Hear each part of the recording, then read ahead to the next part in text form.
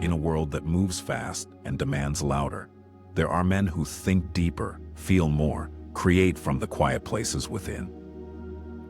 This is Still Waters. Conversations for and about creative and sensitive men who refuse to skim the surface. Here we dive below the noise into the currents of meaning, purpose, and authentic masculine depth. With your hosts, Bill Allen and Marcas O'Day. Still Waters. Run deeper. Meet Dr. Tracy Cooper, a leading voice for anyone navigating the world as a highly sensitive person, HSP. He spent years diving deep into the unique experiences of high sensation-seeking HSPs and highly sensitive men, even co-producing the documentary Sensitive Men Rising. When he isn't writing books like Thrive, Thrill, or Empowering the Sensitive Male Soul, you'll find him at Baker University's Graduate School of Education. There, he mentors doctoral candidates as they prepare for leadership roles in higher education. His insights have popped up everywhere, from the New York Times and Psychology Today to academic journals and your favorite podcasts. Deeply committed to mental health, Tracy also serves as an ambassador for the nonprofit Waltz, where he works to break the stigma around difficult conversations like suicide prevention and harm reduction, particularly for men.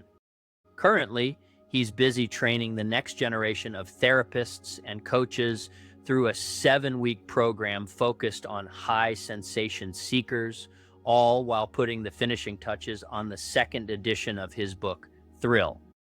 I'm your co-host, Marcas O'Day, along with Bill Allen, and this is Still Waters Podcast. Welcome, everyone, to another episode of the Still Waters Podcast. I'm Bill Allen, one of your hosts, along with Marcas O'Day, who's co-hosting with me.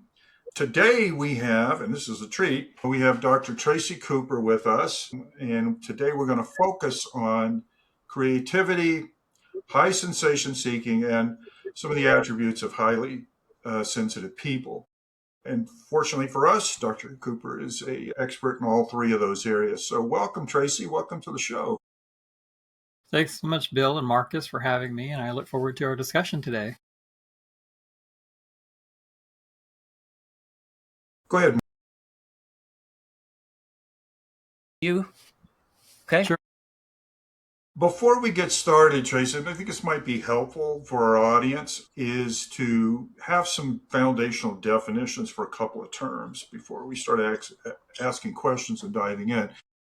And I can't think of a better person to ask this. So if you wouldn't mind doing, just to give us a brief overview of what high sensation seeking is, and also as a trait, and also go over with us the DOES model for HSPs. They've added a few things besides the traditional 4 that we've known for many years, and I think one of those has to do with aesthetics. I thought maybe you might lay that foundation out for us. So those two terms. Sure, absolutely. So talking about sensation seeking, this is a trait that's been around since originated in the 1960s with Dr. Marvin Zuckerman and his research into sensory deprivation experiments they were doing at that time. And they realized that some people, when they were put in isolation rooms with no noise or stimulation, tended to freak out a little bit and want out immediately. So over time, they thought, wow, this is something different. And so they realized in time that this was a different type of trait.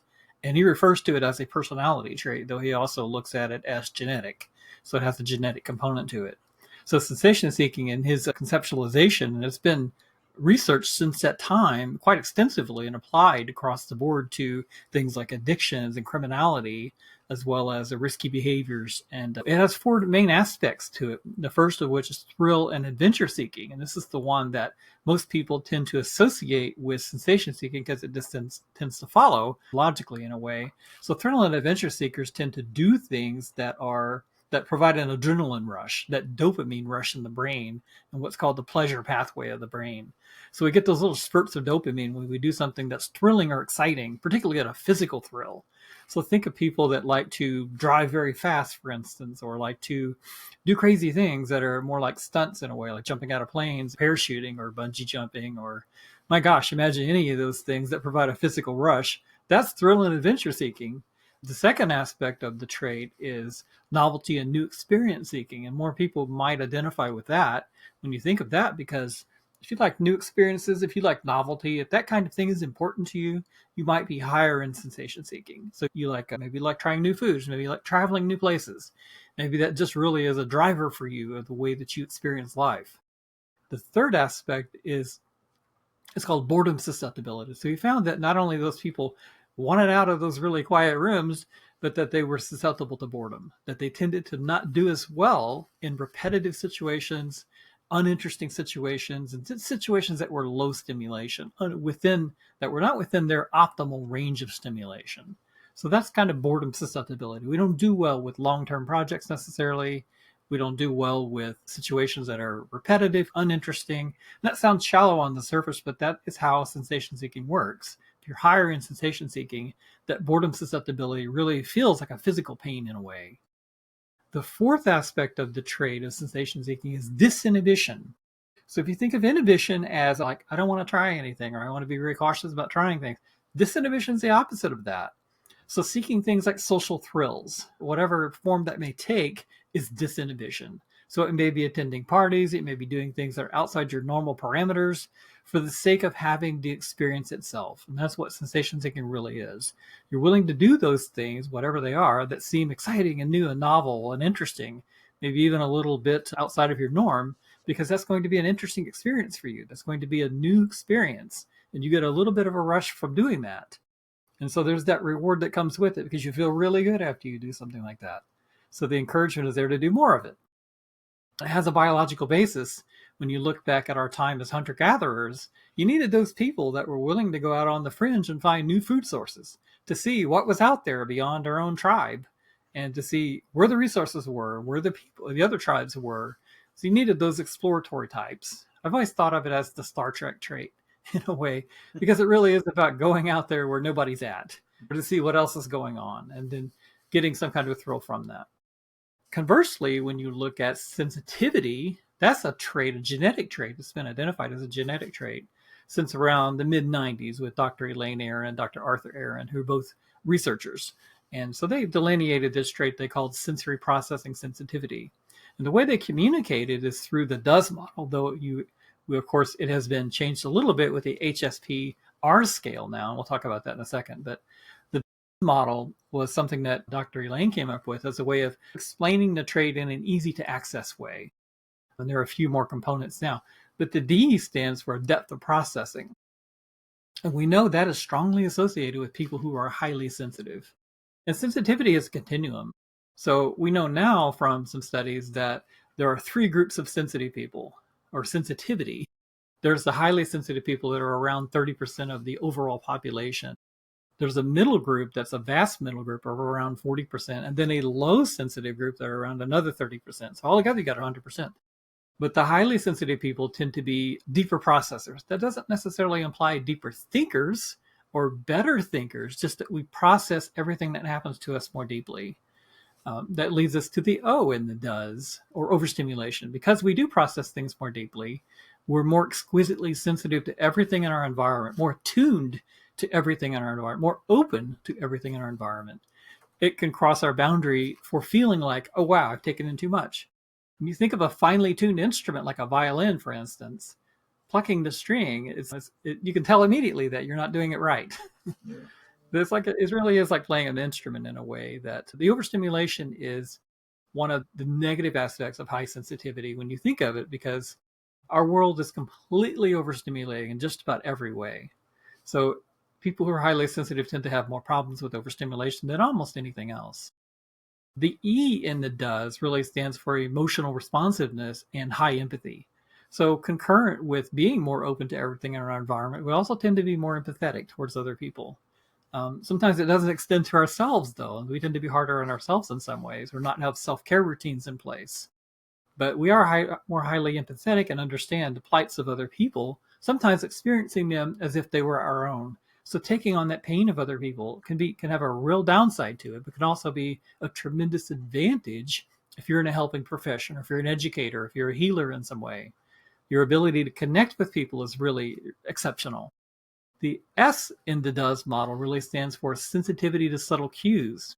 So we're more attuned and aware of those subtleties in our environments, whether they're social cues, environmental cues, and sometimes we know how those things connect together. Overall, that model, that DOES model, it is more about that openness to everything in the environment.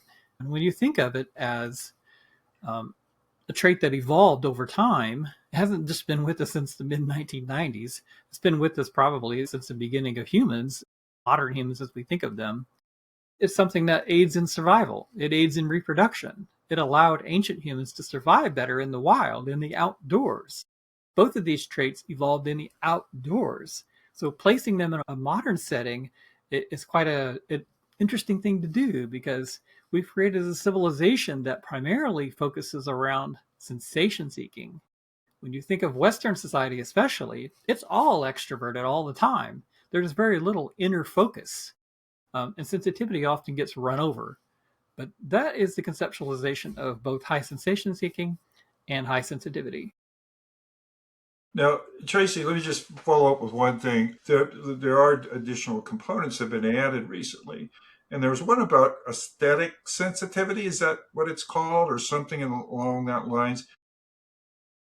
That is something I've seen in studies before, and I think now there's, like you said, the HSPR test, HSPR test that's come out, revised test. They're, I guess, accounting for that now. But without getting into any depth and detail on it yet, is that particular aspect influential in creativity within highly sensitive people? It's the root of creativity when you think about it. As I described, sensitivity as being an openness to our environments, which also leaves us vulnerable, of course. That's the root of creativity, is openness to your environment. You can't absorb anything if you're not open to it. If you're a closed person, you're not absorbing anything from the environment. You're not sensing anything from other people. Aesthetic sensitivity was one of those three factors that was presumed to be the basis for sensitivity for the whole model. So you had aesthetic sensitivity, biological sensitivity to context, and ease of excitation. So they're including all three of these actually still in the HSPR model. It's acknowledging that three factors. So aesthetic sensitivity is being more explicitly acknowledged in the 6 dimensions of sensitivity, as well as more recent research on vantage sensitivity, differential susceptibility, and biological sensitivity to context. Basically meaning that we're more sensitive to positive environments and more sensitive to negative environments. And we especially benefit from positive environments that are supportive and caring and nurturing in a way, but they don't have to be perfect. We just do better when we get some feedback that's positive, and when we get some support and mentoring if we need that. And we do far worse if we don't get those things. And too many HSPs don't get those things, or don't have awareness of their traits and then how to manage for those. Yeah, got it. Thank you for that. I actually learned something today already, and that's fantastic. I love when that happens. So you've also mentioned creative impulse in terms of HSPs and HSS persons. Can you describe that and how that plays into all of this? Yeah, absolutely, Marcus. The creative impulse that I referred to, and incidentally, I'm doing the second edition of Thrill, which is my book on high sensation seeking HSPs. That's actually going to be out this year, late in the fall. And I'm focusing entirely on creativity, because for me, creativity is a baseline. That's where I started before I did any of this other, before I even knew about sensitivity or sensation seeking. I thought of myself as a creative person. I was involved in the fine arts. I was really going to have a career as an art teacher. I know I have a vast depth and breadth in art history, very good as a fine artist, and won awards and so forth. And the interesting thing about creativity and high sensation seeking and high sensitivity is they're both fundamentally geared towards creativity, to being open to the environment, to noticing novelty in the environment, noticing subtle details. So in a way, you think of sensation seeking as the wide end of a funnel, where you have lots of ideas coming in because you're very open to the environment. Dr. Zuckerman said that high sensation seekers are highly creative individuals. It makes sense if you're out there having these very novel experiences, very novel and new experiences, not to mention intense experiences. So we love that intensity dimension. We love being at the beach watching the waves roll in and experiencing that for ourselves, that part of our brain that engages with that experiential component. But then we also have the high sensitivity part, which is a more narrow end of the funnel. So we have to have something that assesses and evaluates and processes that information and that stimulation. So you have this intake of information and ideas, and then you have this other part that's more of a deep processor, making associations between things, finding meaning in it, and then considering what to do with it. But the driver that enables you to go beyond just being a highly sensitive person and actually move it to application is what sensation seeking does, again, because of that kind of the stick that is boredom susceptibility kind of begs us to move forward. We're not good at sitting still very well. And there's some overlap with some of this and things like ADHD, but they're very different in a way as well. So the creative impulse is there. And the traits, if you're a high sensation seeker and highly sensitive, they're not separate things. They're integral within each individual. We all have many traits. So if you're a high sensation seeker and a highly sensitive, it's not that you're being one way or another at any given time. They're interacting constantly, the same way that your left brain and right brain are constantly interacting. They're not separate, unique entities. Rather, they're always communicating. They're always giving and taking a little bit. When they're out of balance, though, it becomes a real problem. So you can be less creative, for instance. That creative impulse can be stymied if you've experienced trauma in your past, because you can be more focused on safety and security. You can be more focused on routine and not like change, not like new experiences, even though you may be a high sensation seeker. So that might be quite confounding for you if you've experienced trauma. And you might say, oh, no, I'm not creative at all.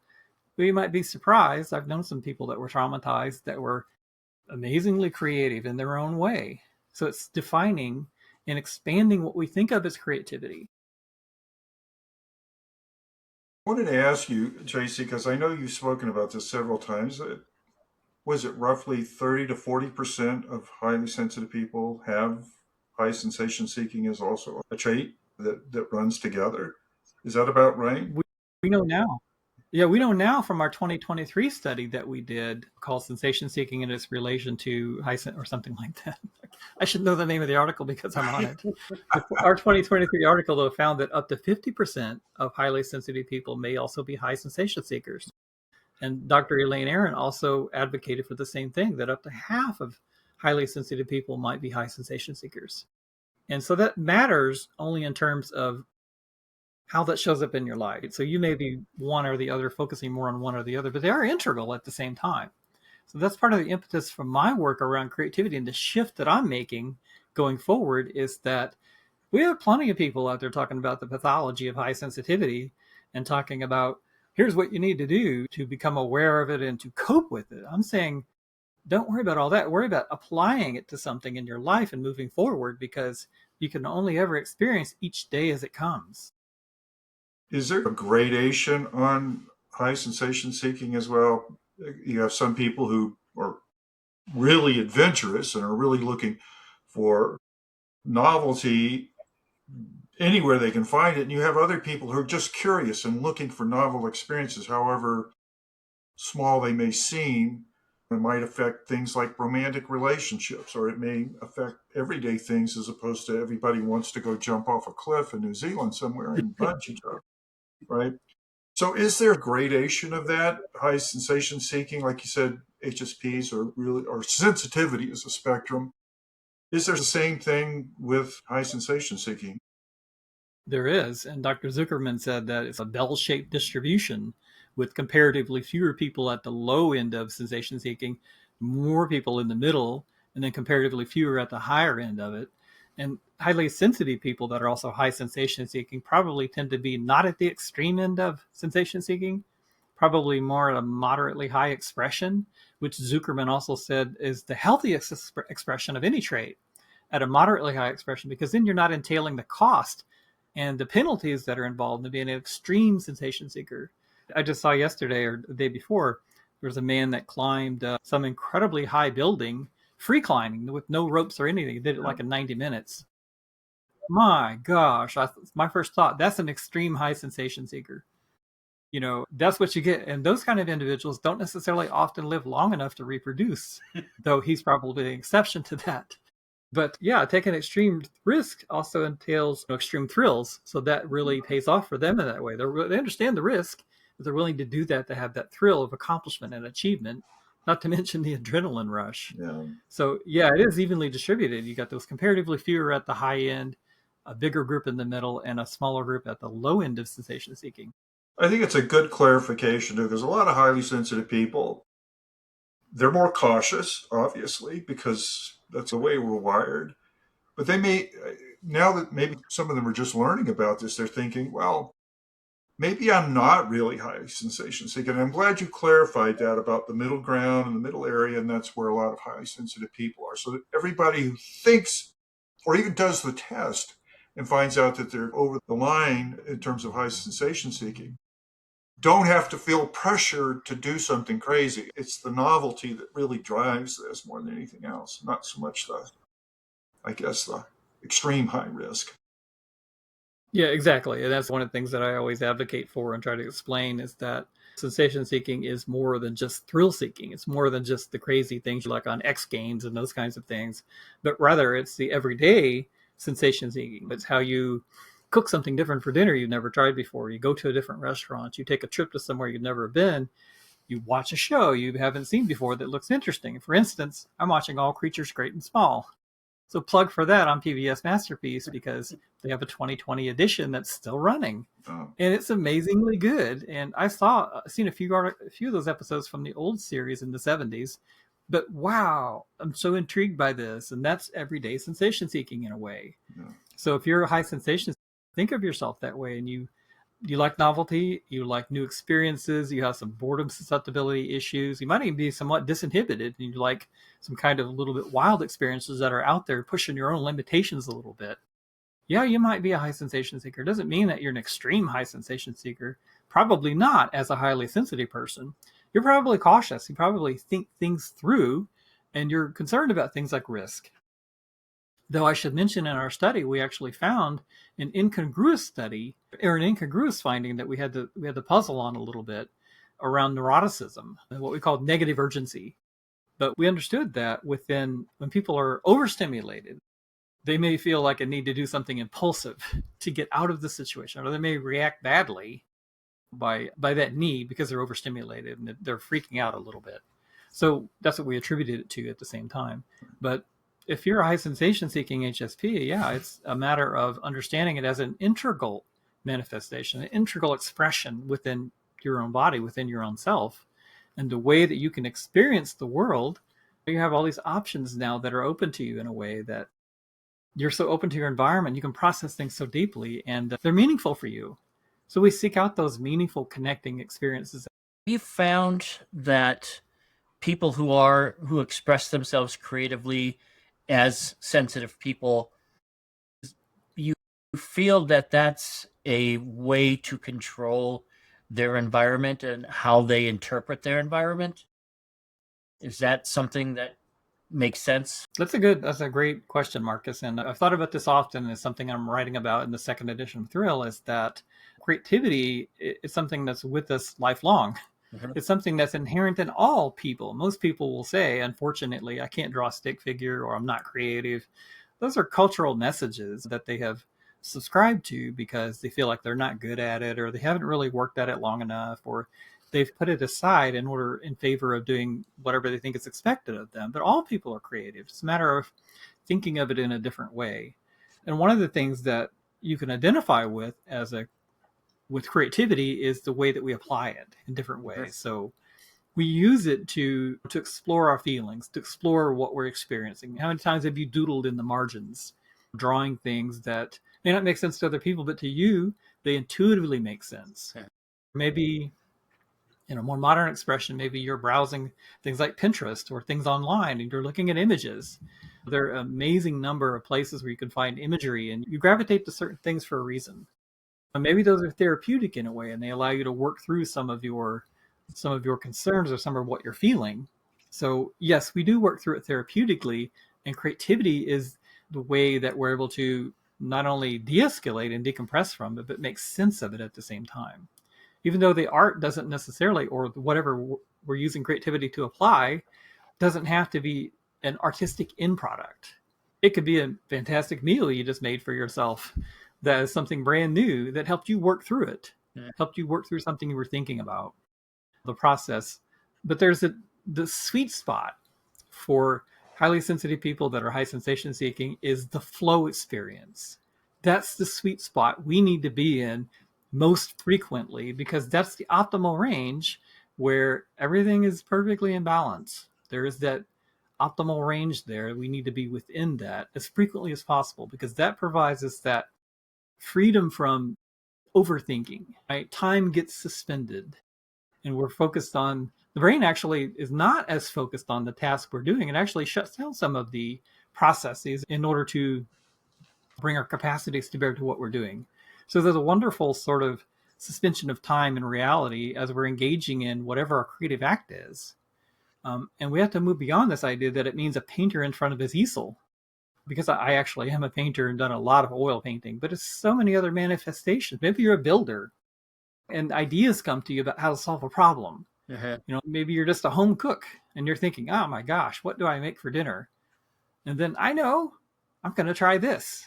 I'm going to substitute this for this and look in my pantry and I'm going to pull all these things together and make this interesting soup.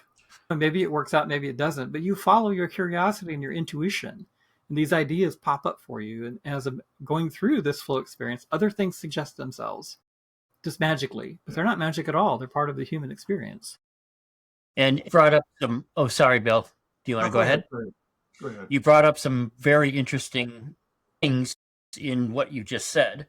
One, the flow conversation, creative flow, that can be a whole podcast by itself. And I would Right. probably love to get you back in here at some future date and have that be our topic primarily. I've been a creativity coach for about 45 years, and I've had clients who have contacted me and said, well, I don't have a creative bone in my body. And it's what you say is that it's how you're identifying creativity. If that person is saying, I'm not a Monet or a Picasso, I can't do anything like that, you can reframe that definition of creativity. If it's a mother who's raising a family of 5, which means that she's running a household, balancing a budget, doing meal planning, doing all of these things that would be considered creative.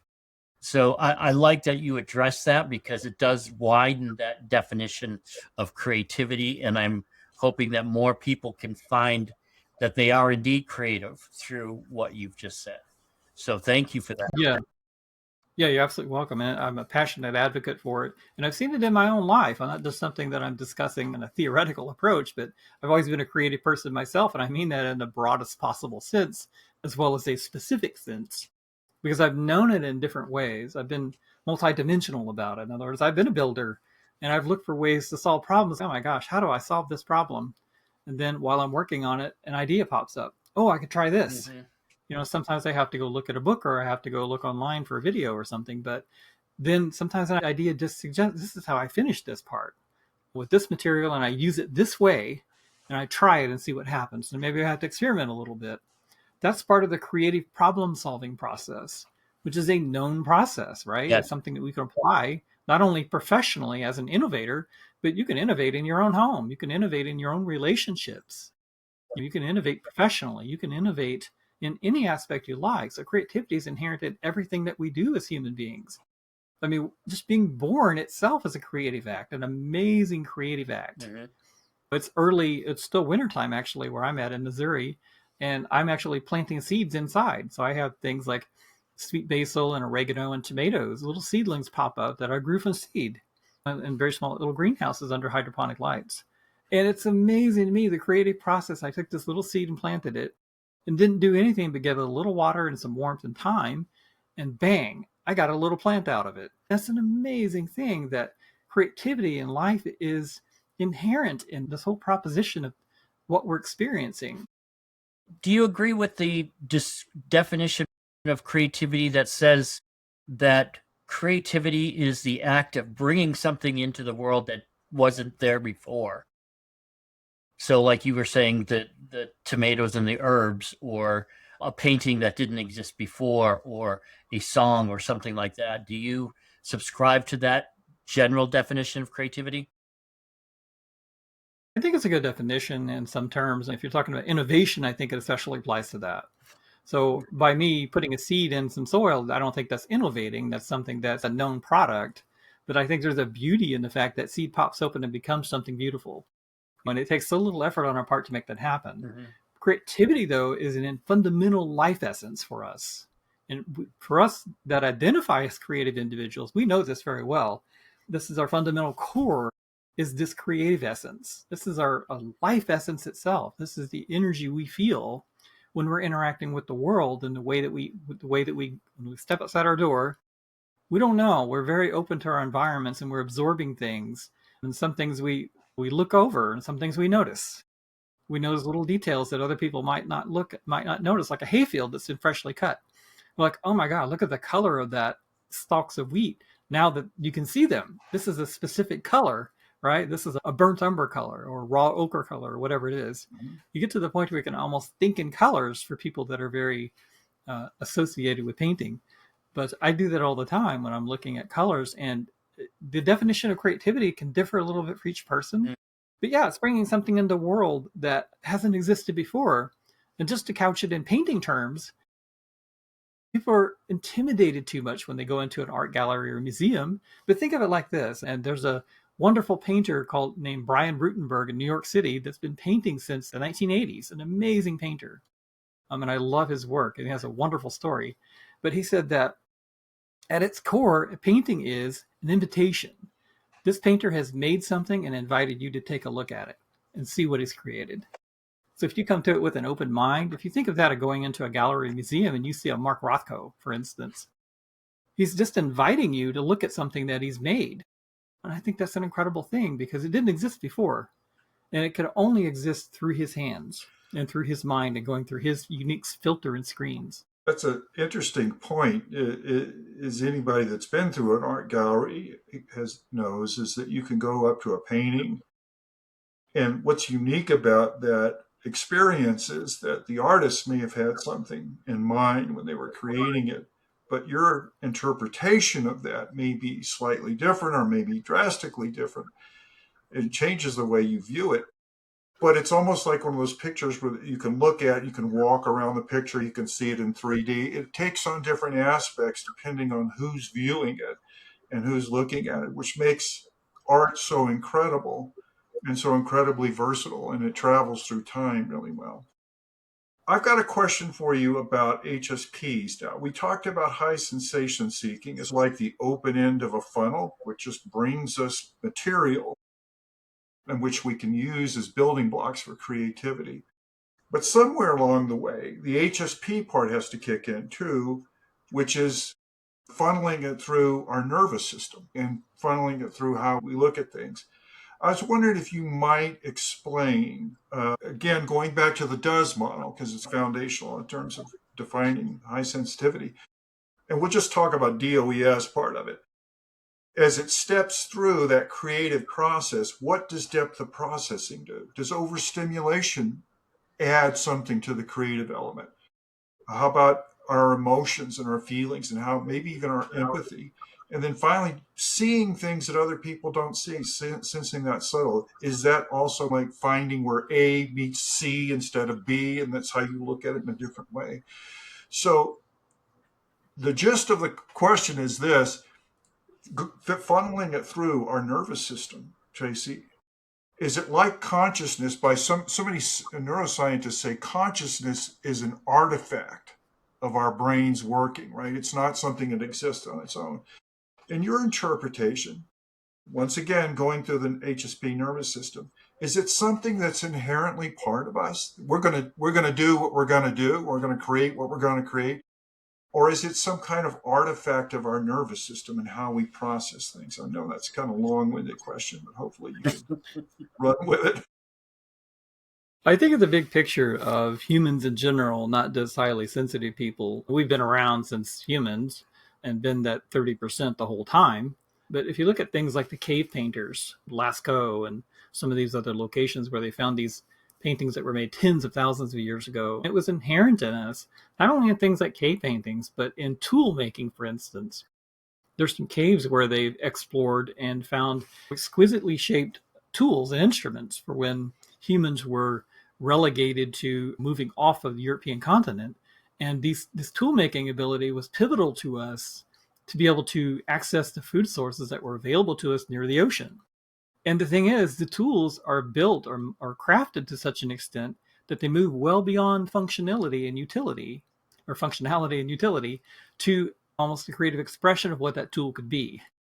So something like a tool that can open a clamshell, oh, it's far fancier than it needs to be just to pop something open. It doesn't just look like a knife, but it's actually been exquisitely tooled to become something that has an aesthetic component as well. And it's absolutely amazing that it's inherent to us as not something that's new. When we talk about modern art, kind of getting into something different, but art has been inherent, has been with us from the beginning, and creativity has been with us that's what's enabled us to survive, is the ability to innovate, to think differently. So when you bring it back to the does model and thinking about sensitivity, that deeper processing meant that, you were someone as a sensitive person that probably went off on your own and you thought about it for a while, or you let it sit with you for a while overnight, and you had this brilliant idea in the morning. Hey, I can take this type of stone and I can use this other type of stone to flake off pieces, and I can make a sharp edge with this. It's interesting that we use something called the monoface axe for a very long time. It didn't innovate anything new beyond that. It was only invention of the biface axe with the sharp edges on two sides that really enabled a lot of progress beyond that. So innovation comes from the deeper processing. It's not just noticing things in the environment, but it's allowing those things to sit inside of our brains and to be bounced around between different regions of the brain before we come up with some novel new idea. The high empathy that comes with it is as well bouncing off of other people. How do other people feel about this idea? Maybe they had an idea, maybe we're with them journeying and they're seeing something different that we didn't see, or we notice a small subtle aspect that they missed. If we do, this results in a different outcome. Mm-hmm. It's the same with overstimulation. Can it be overstimulating if you're a creative person? Sure. But I think you seek those environments that are inherent for you. I like certain types of art that make more sense to me, and I tend to overlook other ones that I don't get as much joy from. They don't provide me the novel experience that I'm looking for. Mm-hmm. So I know the areas of, say, an art museum that I really love, and the areas that I tend to bypass a little bit. But I love it all from the very beginning of cave painters. I think it's absolutely amazing the work that they were creating in. Picasso, when he went to Lascaux Cave in France, he came out of there and he said, "We've invented nothing." This is a man that invented Cubism and worked to the age, I believe, 91, and created, I think, over 100,000 pieces of art during his lifetime. But he came out of the caves realizing that, oh no, you haven't invented abstraction. This already existed before with people that we call cavemen. So yeah, the model, I think, of sensitivity, it's always been with us, and it's something that facilitates creativity. I think we haven't had a lot of discussion about that. There's been this discussion about pathology, right? Because so many people that show up in the public spheres that are highly sensitive tend to have troubles. They tend to have issues. And we are more susceptible to mental health concerns, not necessarily mental health disorders, but mental health concerns. And that gets a lot more attention in a way because we want to help those people who are suffering in some way. But there are plenty of people who are highly sensitive that are thriving, right? And it may be they're thriving creatively. And I'm finding some of that in the work that I'm doing for the second edition of Thrill. So there'll be so much more shared on that when this book comes out on creativity. And I love the fact that I'm pivoting this way because we're doing something new. And we need to talk about sensitivity and discussions about sensitivity into new spheres. We need to move beyond this initial phase of describing what it looks like and working through some of the pathologies to some new areas that will advance us forward. And creativity really is the most expansive way we can. And it's always been with us from the beginning. So I think it's tremendously exciting that we're looking at sensitivity in a new way and looking at also high sensation seeking in the way that they're integral with each other. You can't have one without the other if you're high sensation seeking and sensitive. Picking them apart and looking at them individually, oh, that's okay, that's interesting, but you experience them as one. Exactly. And that comes, Bill and I had a conversation before this podcast ever came into existence about how high sensitivity has been talked about since Elaine Aron wrote her book, but it's kind of stayed pretty narrow. And it's just more recently that people like yourself and like Eric Meisel or Judith Orloff and they're starting to consider these sensitive traits in a broader world, a broader universe that has a lot more impact and feeds so many other traits that we might embody. So, yeah, that makes a lot of sense. Yeah, absolutely. Over 90% of highly sensitive people identify as creative individuals. So that's not surprising for me. Right. And among high sensation seekers, the number is incredibly high as well. And Dr. Zuckerman said that high sensation seekers are usually highly creative individuals. So you think of people like your performers and people that are out there on stage, they tend to be some version of highly sensitive or high sensation seeking and highly sensitive, depending on exactly. But I notice it a lot. Even a lot of our historical figures probably tend to be one or the other that are very impactful, like Abraham Lincoln, for instance. We know that he was very deep-minded and very focused on his Gettysburg Address, for instance, a very short address, and he was very neurotic about it in the end. And amazingly, it comes up to be one of these things that we look to the most as the most inspirational, the most healing in a way. But at the time, he thought he had completely scuttled it. He thought at the time, this didn't plow. This is what he said, something like that. But this very deep-minded person, this person that was prone to depressions and anxiety, and other figures in life. Look at Martin Luther King, for instance. Highly sensitive, but maybe also high sensation seeking. How many more can you come up with? It's endless. There's so many people. Chris Cornell of Soundgarden. His first wife said that he was so highly sensitive. He was so sensitive. He was so attuned to everything in his environment. But he became this incredible performer. So we're out there manifesting in the world already. It's not that we're new. We're already out there in the world. Many of us don't know about it.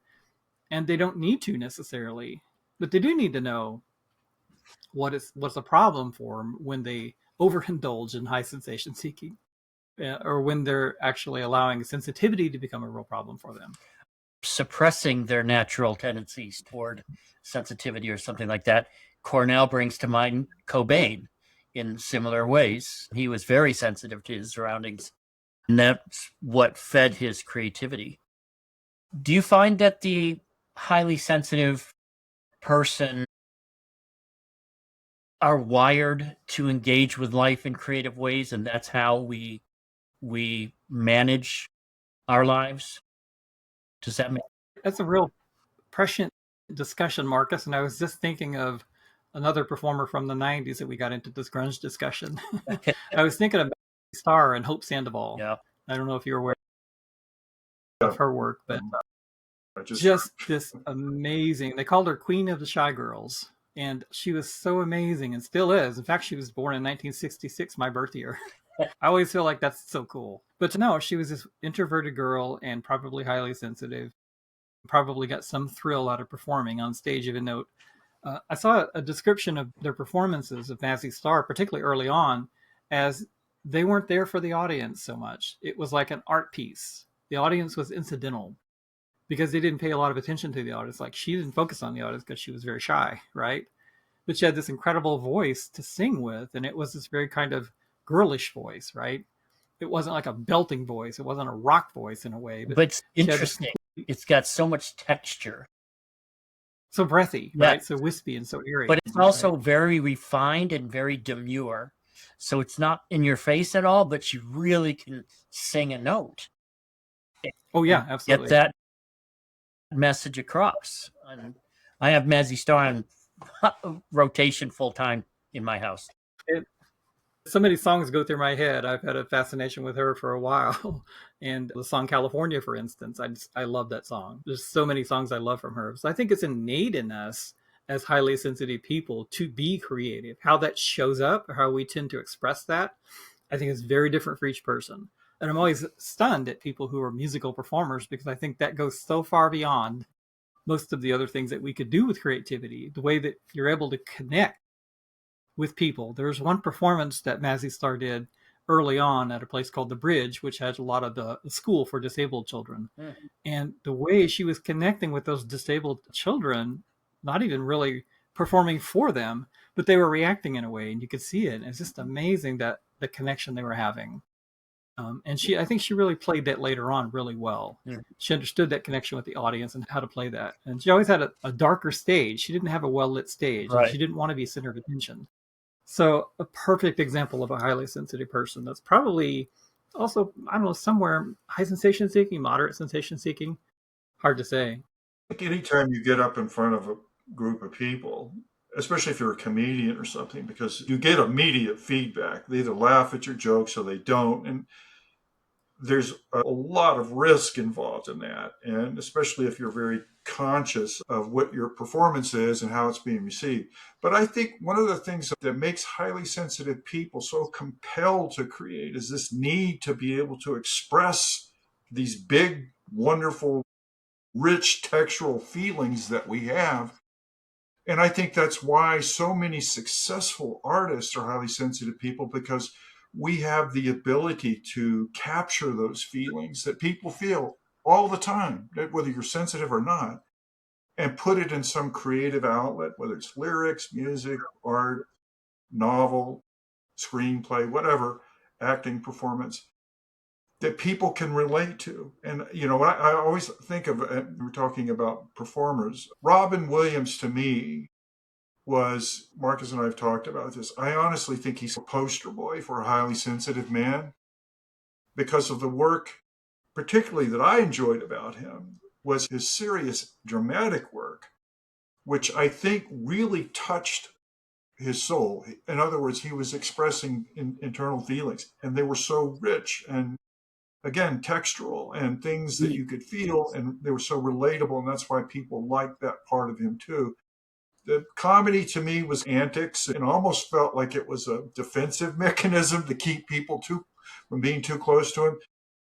But aside from that, the man was a genius in being able to express himself that way. So I think for highly sensitive people, Tracy, you're right. It's just something that we do because we're compelled for meaning and purpose and things like that in our lives.